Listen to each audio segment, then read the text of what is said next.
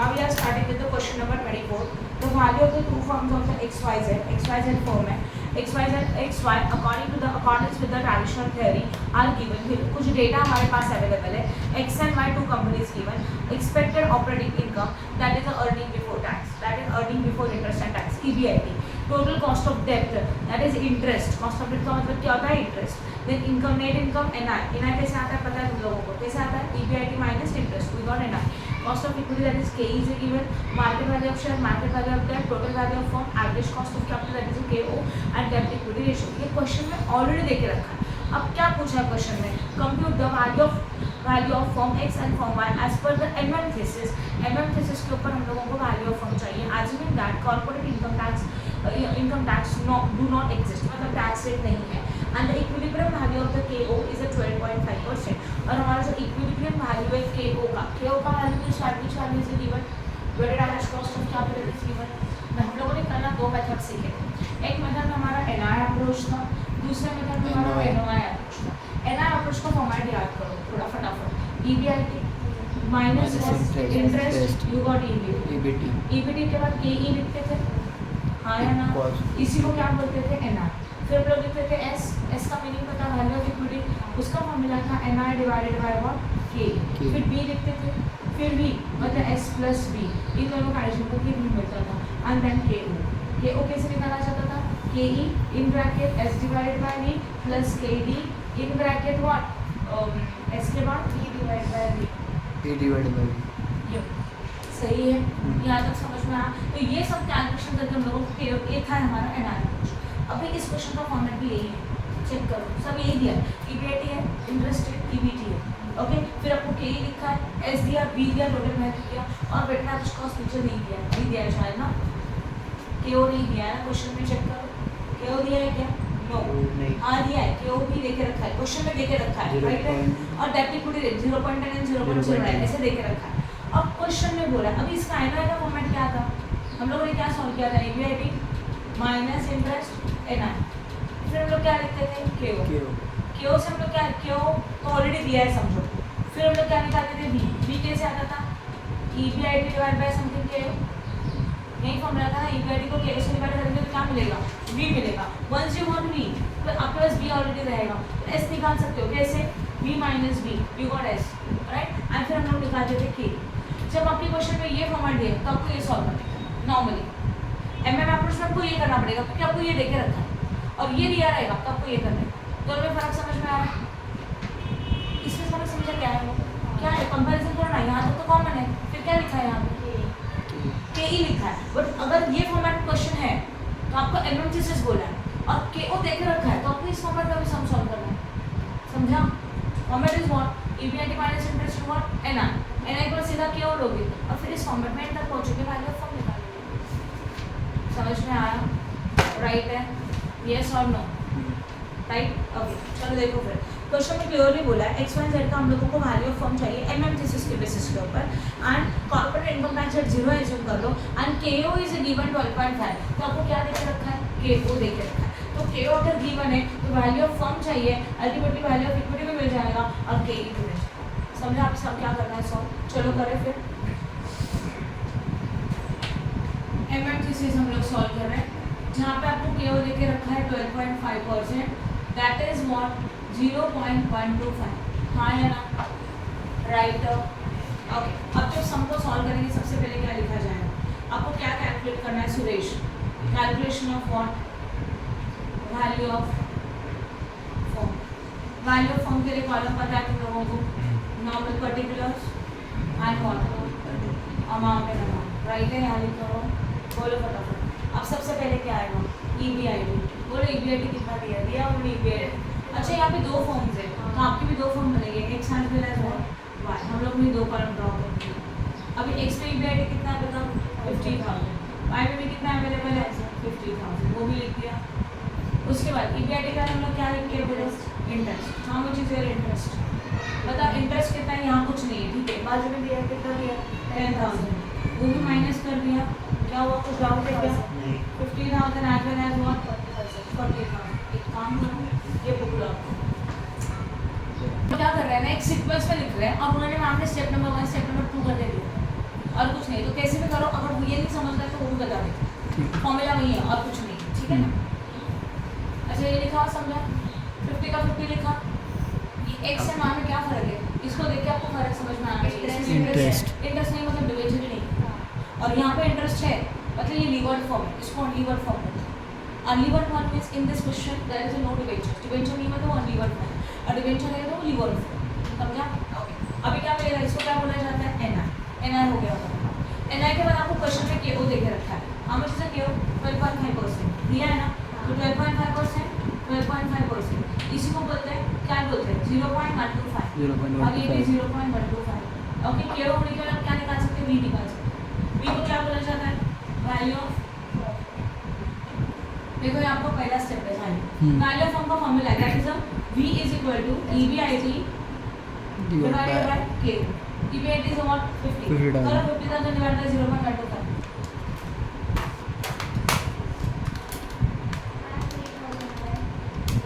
into 3 4 lakh. तो फिर वो रेशियो से फिर हाँ ये कितना आया, 4 लाख।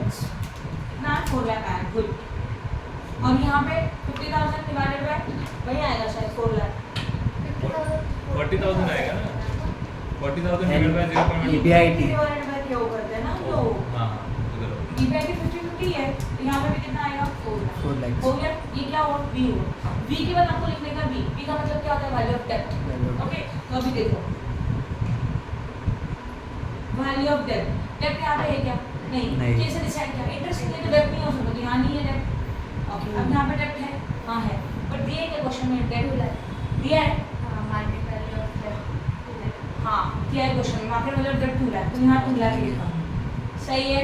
ओके अब हम लोग को डेब्ट मिल गया मतलब b मिल गया, अब हम लोग को s चाहिए, s का फॉर्मूला क्या आएगा, b minus b, b is total value for minus डेब्ट, राइट है, तो आपको s मिलेगा, दैट इक्विटी शेयर ना, और अभी क्यों चेंज कर ले तो चेंज हो जाएगा ना वो, इसलिए चेंज आएगा, तो इसको लिखेंगे वैल्यू ऑफ व्हाट इक्विटी, वो आएगा s is equal to v minus b, तो s कितना है 4 लाख, 4 लाख। b कुछ नहीं है, तो ये क्या रहेगा 4 लाख का 4 lakh. 4 lakh minus 2 lakh, how much 2 lakh. 2 lakh, समझ में आया, राइट। एक बार यू गॉट s, आपके यहाँ से क्या लिखेंगे, आपको ना चेक इसमें दिया है ना मार्केट वैल्यू ऑफ ऊपर दिया है मार्केट वैल्यू, ठीक है ना, बट इस ये क्वेश्चन है, इस क्वेश्चन के लिए सेंटेंस में बोला है केवल 12.5%, तो केवल अगर 12.5% है तो ये वैल्यू चेंज हो गया, तो ultimately market value of equity भी तो चेंज हो जाएगा ना।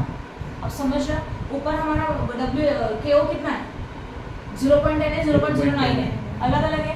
अभी आपको उन्होंने बोला केवल 12.5%, दोनों सिचुएशन में हमको सॉल्व किया, तो आपको केओ पहले दिया इसलिए आपने ये फॉर्मेट अप्लाई किया, राइट है, समझा, बोलो कुछ डाउट है क्या सुरेश?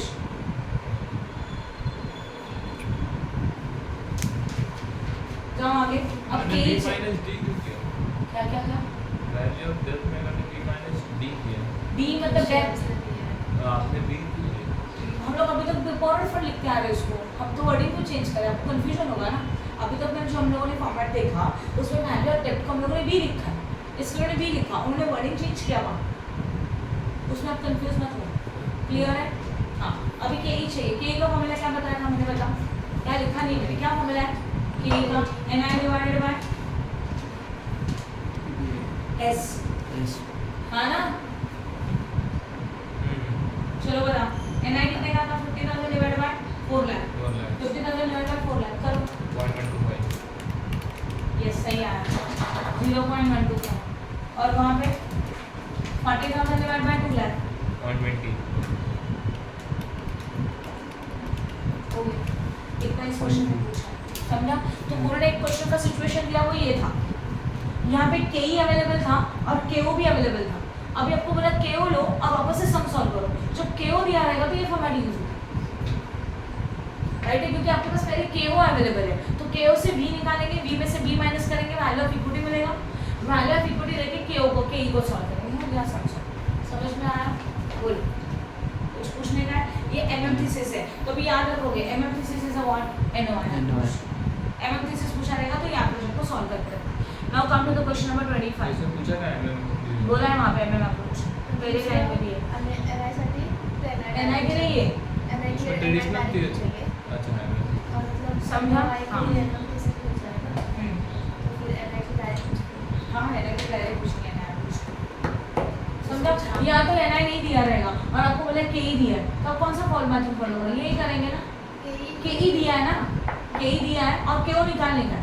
यहाँ क्या दिया था? KO निकाल दिया था, KE निकालने का, समझ में आया? हाँ, राइट है। आगे देखो question number 25। Given EBIT is 2 lakh, EBIT कितना अवेलेबल है? 2 लाख। 2 लाख अवेलेबल है। Corporate tax rate is how much? 35% tax rate है। And the following data determine the value of डेब्ट that should be used by the firm on its capital structure to maximize the value of the firm. हम लोगों को decide करना है क्या क्या निकालना है, वो डिटरमाइन द अमाउंट ऑफ डेब्ट that should be used by the firm. Amount of डेब्ट कितना यूज हो रहा है वो निकालना है। It's capital structure to maximize the value of the firm. तो हमारे कैपिटल स्ट्रक्चर में आपको डेब्ट कितना यूज करना चाहिए ताकि हमारा वैल्यू ऑफ फर्म सबसे मैक्सिमाइज हो। तो in short we have to find out the ऐसा कैपिटल स्ट्रक्चर, ऐसा मिक्सचर जहाँ पर हमारा वैल्यू ऑफ फर्म क्या रहेगा, ज़्यादा है, राइट है। ऐसा मिक्सचर हम लोगों को फाइंड आउट करना है। ओके, अब देखो डेब्ट इज हाउ मच पहले में मिल, देन बिफोर के देकर रखा है बिफोर टैक्स, आया ना, के बिफोर टैक्स है एंड के ही देकर रखा है। देन डेब्ट में 1 लाख है, 10% है 12% है, ठीक है। तो के आई का मतलब होता है KD and KE both is given. EBIT available है 2 लाख। उसके बाद अलग अलग कैपिटल स्ट्रक्चर्स है और कुछ नहीं। चलो करें सॉल्व। ठीक, सबसे पहले उन्होंने बोला कि वैल्यू ऑफ फॉर्म। अभी वैल्यू ऑफ फॉर्म में आपको KE देके रखा है, KD देके रखा है, तो मैं वैल्यू ऑफ फॉर्म निकालने के लिए ये पहला मेथड यूज करूँ कि सेकंड वाला? व्हाट इज गिवन उसके बेसिस के ऊपर डिसाइड करो। फर्स्ट वाला, बिकॉज KE इज गिवन, ये दिया KE दिया ना क्वेश्चन में, चेक करो। और ये अलग अलग सिचुएशन है, राइट। रफ करो इसको, इसको नहीं, इसको रफ करो क्या? अभी तक इस समय EBIT सिंगल था तो हम लोग वर्टिकल करते थे, अभी हम लोग हॉरिजॉन्टल बनाएंगे ऐसा एक साथ अलग अलग EBIT। ओके, सबसे पहला वाला EBIT क्या है बताओ? 2 लाख। ठीक है, वेट, पहला वाला EBIT बोलो। 2 लाख। नॉर्मल कॉलम कैसे बनाएंगे, पहले EBIT लिखेंगे। अच्छा सोचो, यहाँ ध्यान दो, EBIT में से क्या माइनस होता है? इंटरेस्ट। फिर क्या आता है? NI। फिर उसमें से क्या माइनस करते हैं? टैक्स। टैक्स। फिर हम लोग ये सीक्वेंस हम लोग फॉलो करें। समझ में आ रहा है? ओके, अभी पहला लिखा EBIT। EBIT के बाद क्या लिखा जाएगा बोलो? इंटरेस्ट। इंटरेस्ट फिर क्या आएगा? EBT।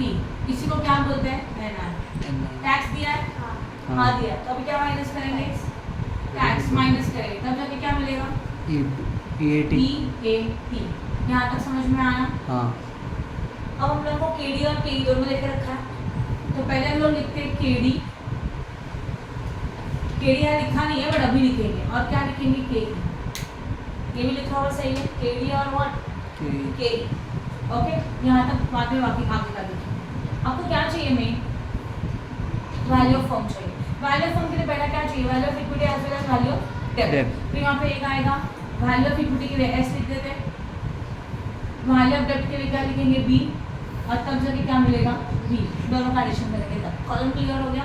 इसी बेसिस के ऊपर कॉलम निकाला, बट एक्स्ट्रा टैक्स था तो टैक्स माइनस किया। और KD यहाँ जरूरत नहीं था, अभी जरूरत पड़ेगा, इसके लिए KD भी। समझ में आया? क्यों जरूरत पड़ेगा बताऊंगी। नहीं लिखा तभी भी चलता है एक्चुअल में, बट बाद में यूज हुआ इसके लिए। सही है, चलो करें स्टार्ट।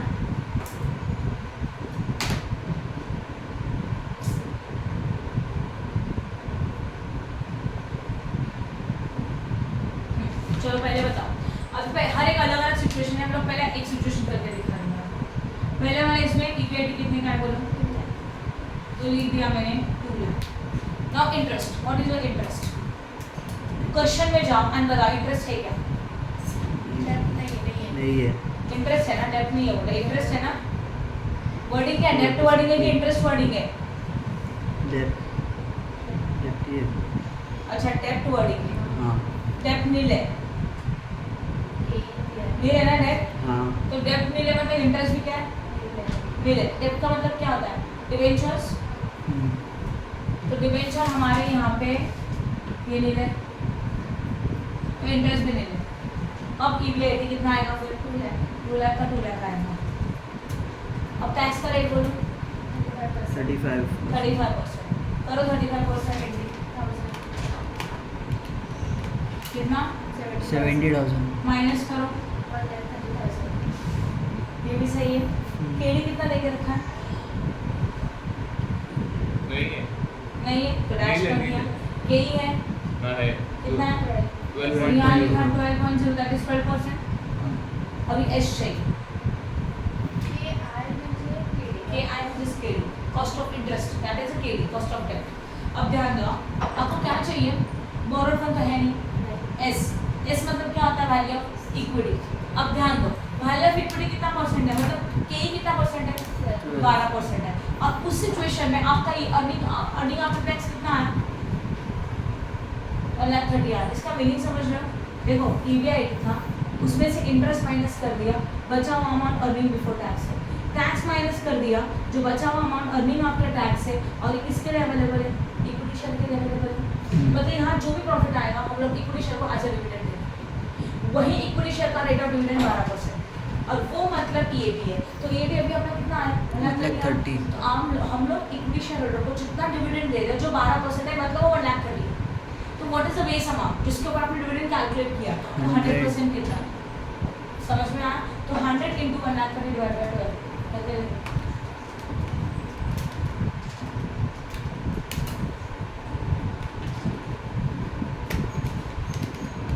करो फटाफट 100 into 1,30,000 डिवाइड बाय 12 108,333 ऐसे मत पढ़ो 1,08,000. 10 लाख रहेगा शायद हाँ नहीं थे. 83,333. डेब्ट में कुछ नहीं था तो वैल्यू भी कितना हो जाएगा 10,83,333. और ये कैसे आता है एस प्लस into 100 हाँ कर सकते समझा आपको क्या किया सूर्य समझा पक्का उन दोनों का एडिशन समझ में आया. v plus S plus B की आपको नहीं मिलता है तो जो हम लोग वर्टिकल कर रहे हैं वो हम लोग हॉरिजॉन्टल कर रहे हैं क्यों क्योंकि अलग अलग ईबीआईटी है अलग अलग सिचुएशन है. ईबीआईटी एक ही है पर सिचुएशन अलग अलग है ना. अब नेक्स्ट में क्या दिया ईबीआईटी वही रहेगा कितना रहेगा ईबीआईटी 2 लाख. चलो बताओ फटाफट 2 लाख का 2 लाख लिखा. इंटरेस्ट कितने का है पता है क्या नहीं डेब्ट है डेब्ट 1 लाख का है डेब्ट 1 लाख का है ना. हां और इंटरेस्ट का रेट बोलो कितना परसेंट है इंटरेस्ट रेट देखिए ये है ना क्वेश्चन में केडी 10%. मेरे पास क्वेश्चन में इजी 10%. ओपन नहीं कर पा रही हूँ वेट. हाँ अब देखो डेब्ट मतलब बोरोड फंड कितने का है ध्यान दो यहाँ पे 1 लाख 1 लाख के ऊपर 10% कितना आएगा 10,000. 10,000 यहाँ लिखा सही है. अब ध्यान दो 2 लाख माइनस 10,000 1,90,000. 1,90,000 इसके ऊपर 35% 1,90,000 का 35% 66,500. माइनस करके अब जो केडी चाहिए ना वो कंपल्सरी आफ्टर टैक्स चाहिए और आपके पास जो अवेलेबल है वो बिफोर टैक्स है कि नहीं ये चेक करो बोला है क्वेश्चन हमेशा ये वाला केडी आफ्टर टैक्स ही चाहिए राइट है. अभी आफ्टर टैक्स वाला केडी कैसे निकालोगे सिंपल है देखो अपने हम लोग एक फॉर्मूला सिखाता है KD is equal to interest in bracket 1 minus T. Interest कितना परसेंट है 10 है 1 माइनस 0.35 दैट इज 10 into 0.65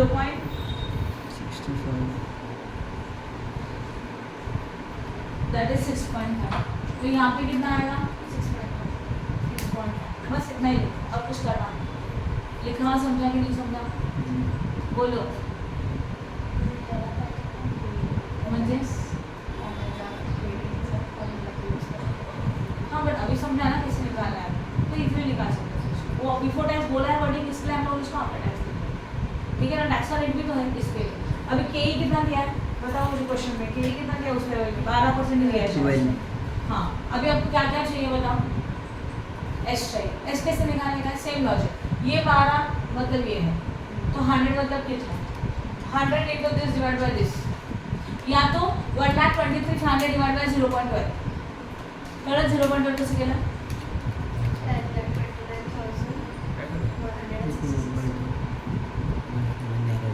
साहिल हाँ समझ लो मैं क्या समझ रहे अभी ये लिखते बैठना पॉसिबल है कि हर टाइम पे नहीं अभी शॉर्टकट क्या करोगे 12% है 12% मतलब 0.12 आता है तो करो 1,23,500 divided by 0.1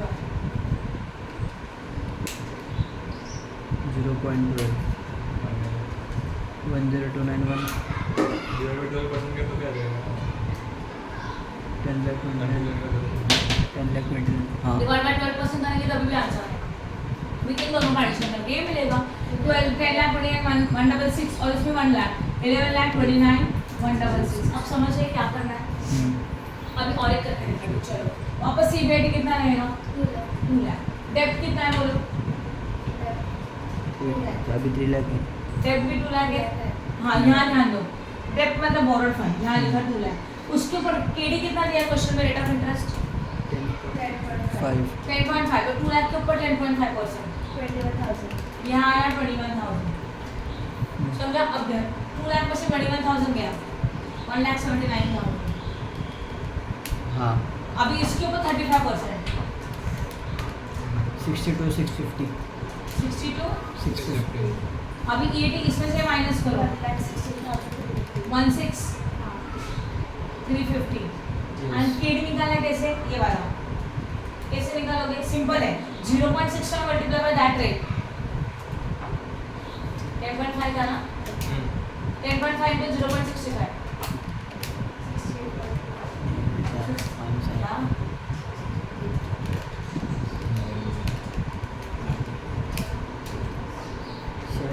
7 by 6 to 7 75 6 to 7 0.5 दो डिजिट प्लस होगा काय कर ले 7 5 6 to 7.5 75 अरे नहीं is 6.82 ए सुनो ना मैं क्या बोला तुम लोग सुने बिना कैलकुलेट क्या कर रहे हो मैंने क्या बोला what is the KD in this situation बोलो केडी कितना परसेंट था 10.5 10.5 था ना मल्टीप्लाई बाय 0.65 करो हाँ 6.82 हां अब समझा क्या किया वो मतलब ये 0.65 कैसे आया समझा 1 minus 0.35 0.65 मल्टीप्लाई बाय दिस तो ये फॉर्मूला था interest in bracket 1 minus t ये फॉर्मूला यहाँ अप्लाई किया और 1 minus t ओरली किया पता है आपको 0.65 तो हर टाइम पे लिखने का जरूरत नहीं है समझा अब ये कितना परसेंट था ऑलरेडी था चेक करो के कितना है उस वाले सिचुएशन में के कितना है 12.6 हाँ अभी ये चाहिए s उसके लिए क्या करेंगे EAT डिवाइडेड बाय 12.5%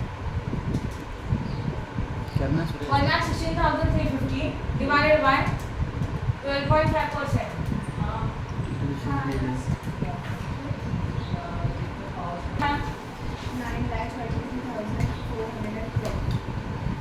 और अब इन दोनों का एडिशन यहाँ पर 11,23,412 अब समझ रहे हो राइट इस तरह से आपको सब कुछ सॉल्व करना है कर सकते हो ना सिमिलर मेथड से और हम लोगों को वो प्लान बेस्ट चाहिए जहाँ पे हमारा मतलब ये हमारा डेब्ट एंड इक्विटी का मिक्सचर दिखा है मतलब इक्विटी इतना है तो डेब्ट इतना है इक्विटी इतना है तो इतना डेब्ट है तो वैल्यू ऑफ और ये वैल्यू ऑफ फॉर्म है तो इनमें से वैल्यू ऑफ फॉर्म को चेक करो जो वैल्यू ऑफ फॉर्म सबसे हाईएस्ट है that combination is best for us clear हो गया जरा जाओ सोल्यूशन में लास्ट वाले कॉलम में हाँ लास्ट कॉलम ये ना हाँ इसमें किसका वैल्यू सबसे ज़्यादा है 10,35 11,35 इसका मतलब कौन सा कॉम्बिनेशन बेस्ट है ये कॉम्बिनेशन बेस्ट है हाँ 3 लाख का डेब्ट होना चाहिए 8,35,000 का इक्विटी होना चाहिए जो हम लोगों को मैक्सिमम क्या देता है वैल्यू ऑफ फॉर्म क्लियर ये आपको इसमें शो करने का था और कुछ भी नहीं समझा तो जो हम लोग ये वर्टिकली कर रहे हैं ना एक वन टाइम उसको लोग एट टाइम सब कुछ कर रहे हैं बोलो कुछ डाउट है इसमें समझा कि नहीं समझा अभी क्वेश्चन नंबर 26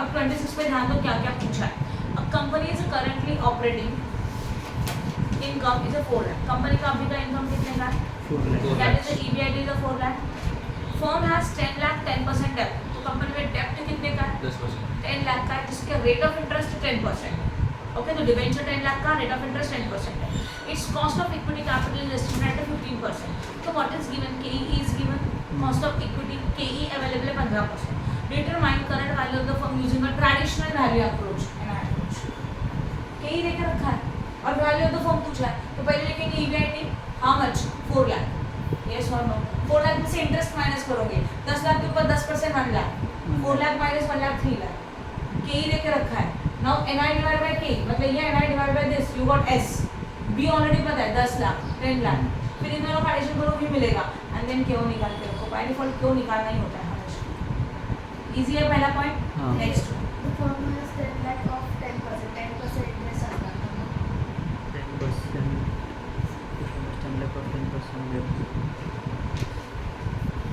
तुम दोनों 12 सेकंड 15 मिनट 15% क्या हो गया फिर कि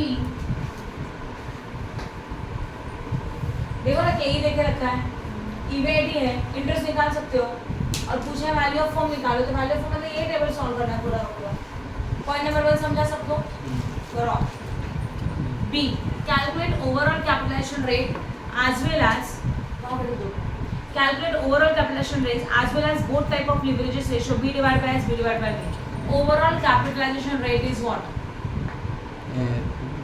overall capitalization rate का मतलब क्या होता है WSC हाँ WSC के ओ वो तो हम लोग कर रहे हैं उसी के साथ उन्होंने बोला रेशियो निकालो b divided bye s and b divided bye b वो कर सकते हो b डिवाइडेड बाय s मतलब b को डिवाइडेड बाय s करो और b को डिवाइडेड बाय b करो और दोनों रेशियो निकाल दो पॉइंट नंबर b में right point number c the firm is considering increasing in leverages मतलब debenture by issuing additional debt finance and using a procedure to retire amount to the equity मतलब क्या हम लोगों ने और 5 लाख डिबेंचर इशू किया तो ऑलरेडी एग्जिस्टिंग डिबेंचर कितना था 10 लाख था 10 लाख में 5 लाख इंक्रीज हो रहा है कितना हो जाएगा 15 lakh okay and using the amount of retires ये हो गया as a result of increase in financial risk KI is likely to be go up to 12% and KE to 18% मतलब KI मतलब रेट ऑफ इंटरेस्ट 12% है मतलब कॉस्ट ऑफ डेब्ट 12% है and KE 18% है व्हाट यू रिकमेंडेड प्लान मतलब would you recommended plan ये plan को आप रिकमेंडेड कर सकते हो कि आपका क्वेश्चन है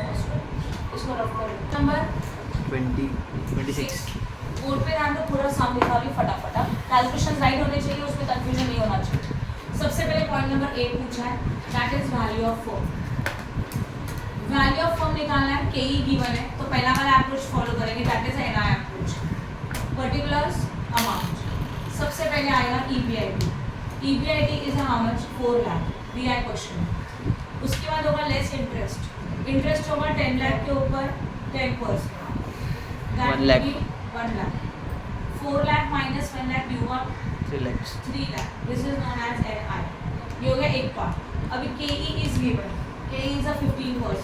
That is 0.15. इसको चाहिए तो सिंगल अंडरलाइन करो अब क्या चाहिए था S चाहिए था S मतलब NI divided by KE NI कितने का है बोलो 3 लाख डिवाइडेड बाय 0.15 करो 20 lakhs फिर हम लोग को चाहिए B वैल्यू ऑफ डेब्ट ऑलरेडी पता है आपको 10 लाख हाँ या ना फिर भी चाहिए that is S plus B सब मैंने सिंबॉलिकल फॉर्म में लिखा है अब वर्डिंग्स लिखोगे वहाँ पे और ब्रैकेट में सिंबॉलिकल फॉर्म डालेंगे this is the value of equity this is the value of boring मतलब डेट फिर टोटल वैल्यू मतलब बोरिंग प्लस इक्विटी कितना हो जाएगा फिर 30 हाँ या ना ये हमारा पहला स्टेप था हो गया इसी पॉइंट नंबर ए में यही पूछा था value of current value of equity that by which method traditional value तो आपको समझ में आ रहा है ट्रेडिशनल मतलब एनआई किया एम मतलब एनआई किया सही है ओके अब इसके बाद पॉइंट नंबर बी में क्या पूछा है ओवरऑल कॉस्ट ऑफ कैपिटल मतलब क्या पूछा है WACC इसी को बोलते हैं overall cost of capital that is also known as a KO अभी KO का फॉर्मूला है क्या फॉर्मूला KO का KO इज इक्वल टू बोलो KE in bracket S divided by V plus KD in bracket B divided by V okay चलो करें KE is 0.15 S is how much number of equity is what 20 lakh and total is 30 lakh shortcut लिख सकते हैं इसका 0 cancel करके क्या होगा KU is equal to EBIT divided by B. वो भी चलेगा इसका और एक फॉर्मूला है EBIT डिवाइड बाय B वो फॉर्मूला भी अप्लाई कर सकते हो उससे भी आंसर आपको राइट आएगा चलो दोनों करके देखिए इसमें वो चलेगा क्योंकि वो ज़्यादा इजी है ज़्यादा जल्दी सॉल्व होगा S कितना है बोलो 20 lakhs उसको 2 ले लो और ये 30 लाख है उसको 3 ले लो plus KD is a what 10% 0.1 and D is a what 1 divided by 3 sir आप करोगे 2 डिवाइड बाय 3 into 0.15 0.1 पक्का and 1 divided by 3 into 0.1 1 divided by 3 into 0.1 ये राइट है ना हाँ 0.099 वापस करो 2 divided by 3 into 0.15 0. इन दोनों का एडिशन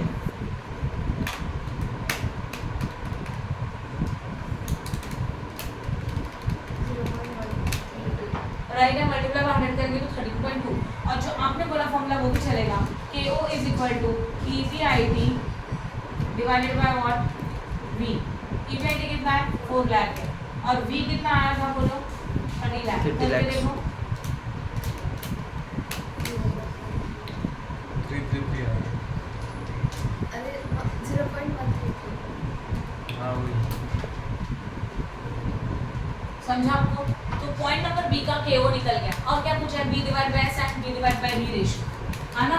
तो पॉइंट नंबर अगर B पूछा है क्वेश्चन में, B डिवाइडेड बाय S का ratio, B is a borrowed fund, वो कितना था 10 लाख था, and S means what equity fund, वो कितना है 30 लाख है। उसका रेशियो चाहिए, दैट इज 1:3 रेशियो चाहिए ना 1:3। फिर उसके बाद B ने क्या दिया है? B डिवाइडेड बाय V दिया है। B is a what borrowed fund and he is a total fund that is how much 40 lakh, that is what 1:4। ये हो गया रेशियो दोनों का। पॉइंट नंबर बी पे जो पूछा है सब खत्म। अब पॉइंट नंबर सी में हमने कुछ चेंजेस दिए। क्या चेंजेस दिए? डेप्ट इज इंक्रीज, बोला है ना, डेप्ट is increased by what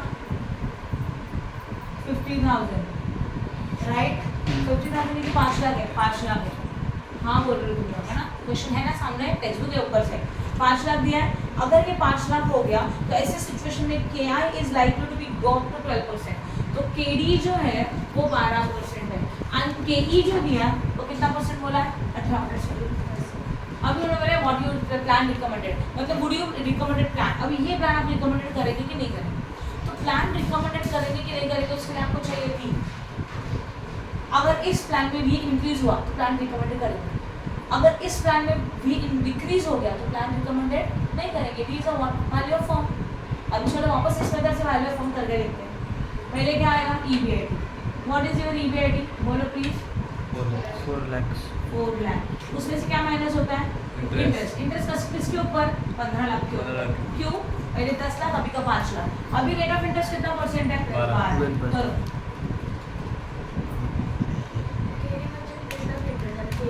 KE म्हणजे कॉस्ट ऑफ इक्विटी आणि KD म्हणजे कॉस्ट ऑफ डेब्ट म्हणजेच रेट ऑफ इंटरेस्ट। 180 1,80,000 करो माइनस 2,20,000, हाँ इसको बोलते हैं ना पहला स्टेप हो गया। अब KE कितना परसेंट लेके रखा है? 18%, दैट इज 0.18। 0.18। अब क्या चाहिए? S कैसे निकालते हैं? NI divided by KE, that is 2,20,000 divided by 0.18। बोलो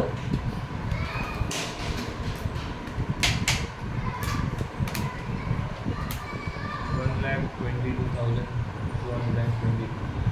नहीं रे, 1,222 आ रहा है। 12 लाख रहेगा, चेक करो 12,22,222। ये क्या हो गया? S। अब B पता है आपको कितना है? 15 लाख है, हाँ ना? अभी B मतलब S plus B, that is 27,22,222, right है? जब आपने ये प्लान रिकमेंडेड किया, डेब्ट को इंक्रीज किया, तो उसका वैल्यू ऑफ फॉर्म कितना है? 27 लाख समथिंग। पहले वैल्यू ऑफ फॉर्म कितना था? 30 लाख था। तो ये प्लान आपको रिकमेंडेड करना चाहिए क्या? No, because of this plan your value of firm going to be decrease. तो ये this plan should not be recommended. Yes, समझा कंसेप्ट क्या है? इस तरह से सम आ सकते हैं पेपर में।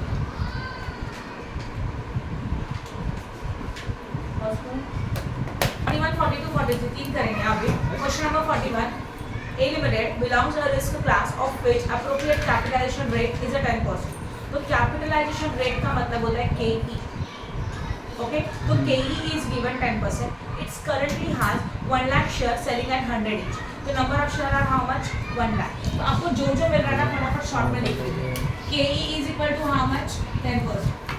Number of equity share is equal to how much? 1 lakh. Right? Number of shares are what? 1 lakh. Then एक share का value 100 है। तो firm is contemplating this. Okay, declaration of a dividend of ₹6 per share. तो dividend per share मतलब DPS. Dividend per share is equal to how much? 6. Now, and currently fiscal year which was just begun, here answer the following questions based on the Modigliani-Miller model, that is the MM model, and assumptions are no taxes. और assume करो हमारे पास taxes नहीं है, जो information है वो तो लिखा। अभी क्या पूछा? What will be the price of share at the end of the year if a dividend is not declare, अगर डिविडेंड डिक्लेयर नहीं है तो what is the price of the year? Price of the year मतलब price चाहिए हम लोगों को, yes और नो, मतलब हम लोगों को करंट ईयर का प्राइस चाहिए। तो अभी पहला situation, price of the share, price of share, उसके अंदर पहला है dividend not declare. Dividend not declare का मतलब क्या होता है? Dividend is not going to be paid, that is known as a dividend is not declare. अब हम लोगों को जो चाहिए वो प्राइस चाहिए, उसके लिए फॉर्मूला क्या रहेगा? मैं दे रही हूँ फॉर्मूला लिख दूँ और ध्यान देना। P1 is equal to P0 in bracket 1 plus KE plus minus वो डिविडेंड। लिखा हुआ प्राइस समझ में आया मैंने क्या लिखा है वो? राइट है। आपको जब भी प्राइस निकालना है तो आपको ये फॉर्मूला यूज होगा, प्लीज ध्यान देना। क्या फॉर्मूला? P1 मतलब आपको चाहिए इन फ्यूचर का प्राइस, उसके लिए यूज करेंगे करंट का प्राइस, राइट है। Okay, 1 plus KE cost of equity और माइनस 1 डिविडेंड, राइट। अब देखो मुझे ऑब्जर्व बता, P1 पता नहीं है बट P0 पता है 100 है प्रेजेंट का price. Okay, then 1 plus KE कितना था? 0.1 minus dividend, dividend is not declare मतलब dividend is equal to what? 0। तो 100 इन ब्रैकेट 1.1, राइट है। क्यों? 1 प्लस 0.1 दैट इज 1.1, यस और नो? ध्यान दो, ये सब इम्पोर्टेंट है, बस सीख लो, 5 मिनट लगेगा सिर्फ, ज़्यादा टाइम नहीं लगेगा। 100 इंटू 1.1 कितना आता है? 110। तो ये हो गया P1 is equal to 110। Simple था, फॉर्मूला बस आपको याद रखने का है। डायरेक्टली क्वेश्चन में रहेगा डिविडेंड इज डिक्लेयर और नॉट डिक्लेयर। यहाँ पे बोला है कि हम लोगों को प्राइस ऑफ शेयर चाहिए when dividend is not declare. तो डिविडेंड नॉट डिक्लेयर मतलब D is equal to 0, nothing else. And price निकालना है फ्यूचर का, इसके लिए P1, उसके लिए यूज करेंगे करंट का प्राइस। तो फॉर्मूला क्या होगा? P0 in bracket 1 plus KE minus D। तो P0 इज 100, 1 का 1, KE is 10%, that is 0.1 and minus 0। ये करके बाद तो क्या मिलेगा? 1 प्लस 0.1 इज 1.1। तो 1.1 into 100 you got price of the current year. But when the dividend is not declared. अभी पॉइंट 2 में क्या पूछा है देखो जरा, what will be the price if the dividend is declared. मतलब पॉइंट नंबर 2 में देखेंगे अगेन, प्राइस ऑफ शेयर आया ना, एंड उसके अंदर आएगा dividend is dividend is declare मतलब डिविडेंड इज पेड। तो formula same, P1 is equal to P0 in bracket 1 plus KE minus D। Now P0 100, 1 plus 0.1 क्योंकि 10% है, माइनस 6 क्योंकि डिविडेंड कितने का? 6। अभी ये कितना आ रहा है? 110 माइनस 6 कितना मिलेगा? 104। तो P1 इज इक्वल टू 104। ये समझ में आ? तो डिविडेंड डिक्लेयर नॉट डिक्लेयर में ये प्राइस होता है। आगे देखते हैं। Assuming that firm page a dividend, assume करो फर्म क्या कर रहा है? डिविडेंड पे कर रहा है, has a net income is 10 lakh, और उस टाइम पे कंपनी का नेट इनकम कितने का था? 10 लाख का, that is a net profit. Making a new investment 20 lakh. अब कंपनी चाहती है 20 लाख का नया इन्वेस्टमेंट करें during a period. How many new shares to be issue? अगर 20 लाख का नया शेयर इशू करना है मतलब 20 लाख का नया इन्वेस्टमेंट चाहिए, उसके लिए कितने शेयर्स इशू करने चाहिए, उनका क्वेश्चन है। चलो करें स्टार्ट। ओके, अभी इसमें भी हम लोग 2 सिचुएशन बनाएंगे, डिविडेंड डिक्लेयर नॉट डिक्लेयर दोनों बना देंगे। आपको क्या कैलकुलेशन करना है? Calculation of number of share for new investment, उसके लिए आपको नंबर ऑफ शेयर चाहिए। अब हम पहला कॉलम क्या रहेगा? पर्टिकुलर्स वाला रहेगा, राइट। अभी डिविडेंड इज डिक्लेयर लिखते थे पहले, डिविडेंड पेड लिखा तो भी चलेगा, और सेकेंड कॉलम होगा डिविडेंड इज नॉट पेड।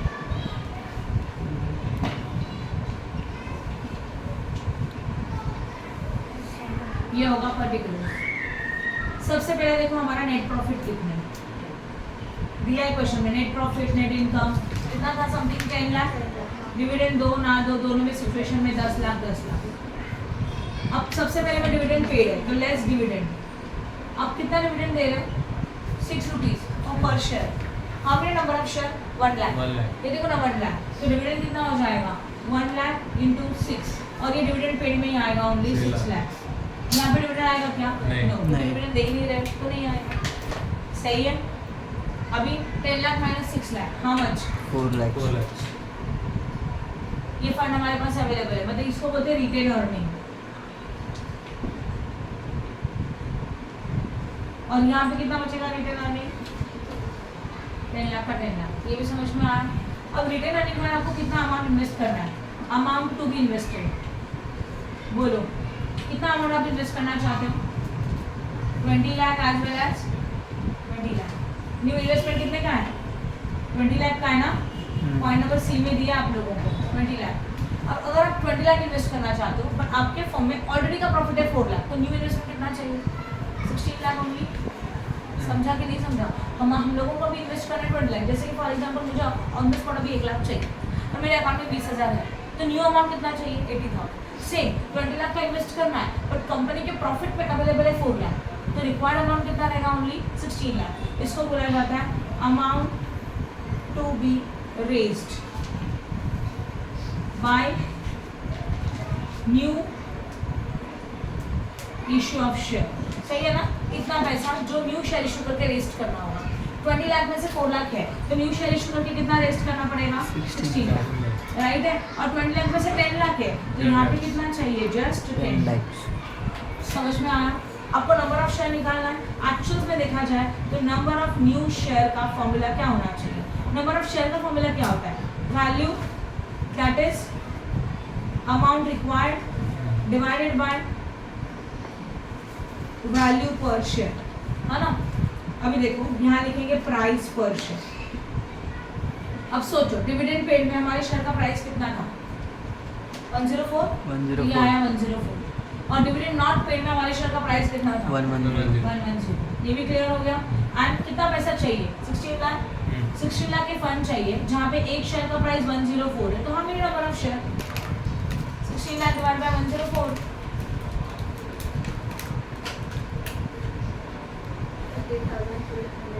तो न्यू शेयर कितने इशू करने पड़ेंगे? तो 3,385 न्यू शेयर इशू करने होंगे। इसमें कितना होगा बोलो? 10 लाख, हाँ या ना? Divided by what? 110। 9,091। तो ये new number of share issue करने होंगे अगर आपको इतना फंड क्रिएट करना है तो। खत्म, इजी है। हाँ क्लियर हो गया। तो डिविडेंड पेड करेंगे तो वैल्यू भी निकाला था, बस उसे कैलकुलेशन किया। Okay, now open the question number 42। अच्छा जरा उसी सॉल्यूशन में जाओ ना। वेरिफिकेशन बता दिए एमएम वाला। वेरिफिकेशन कैसे किया? एग्जिस्टिंग शेयर कितने? 1 लाख है। ओके, अभी न्यू शेयर कितने इशू कर रहे हो? 15,385। टोटल कितने हो गए? 1,15,385 मल्टीप्लाई बाय 104, क्योंकि वहाँ पे एक शेयर का वैल्यू कितना था? 104। करो कितना आता है? That is total market value of the new share. सही है? क्या क्या समझा क्या? उसी सॉल्यूशन में मैंने नीचे लिखने के लिए बोला है। समझा बोला पॉइंट? ये 120 क्या है? क्लियर है? पहले के 1 लाख शेयर का वैल्यू और एक न्यू शेयर का वैल्यू, ऐसे दोनों मिलकर हम लोगों ने फाइंड आउट किया। तो मार्केट में हमारे शेयर का वैल्यू कितना है? 1 करोड़ 20 लाख। सेकंड में भी 1 करोड़ 20 लाख, राइट? कंफ्यूजन है? कुछ नहीं, बस इसको सॉल्व करके रखने का एमएम अप्रोच में, यही फॉर्मेट में और कुछ नहीं। टोटल नंबर ऑफ शेयर लिया, उसको 5 से मल्टीप्लाई किया, टोटल वैल्यू ऑफ शेयर मिला। ओके, अब निकालो क्वेश्चन नंबर 42 बहुत सिंपल है, थोड़ा ध्यान देना। Mehta limited has 1,60,000 share outstanding. Mehta limited के पास कितने नंबर ऑफ शेयर है? 1,60,000। इसके अच्छा 1,60,000 total number of share outstanding हो गया। तो जैसे यहाँ 1 लाख था, ऐसे यहाँ पे कितना है? 1,60,000। Market price of the share 10, मतलब हमारा जो ये वाला वैल्यू है P0, तो कितना है? 10, right? And the company expected net profit 4,80,000। Net profit मतलब ये 4,80,000 during the year. Calculation rate, that is the KE is 20% and company is considering dividend rupees 1 per share currently, and find out what will be the price if dividend is paid and dividend is not paid. बस ये दोनों चीजें निकालनी। Easy है, कर सकते कि करके दिखाओ? चलो एग्जाम में करके दिखा लो। पहले के क्या क्या दिया वो बताओ। सबसे पहले number of share, how many number of share? 1,60,000। Line पे जाओ, फिर उसके बाद क्या दिया? देन वैल्यू ऑफ शेयर, मतलब एक शेयर का वो सेलिंग प्राइस है, इसको बोलते हैं P0, that is a 10, right? Then company expected net profit, तो net profit कितना अवेलेबल है बोलो? Right, next one 20%, KE is equal to 20%, that is a 0.22, ज़रा बड़ा तो।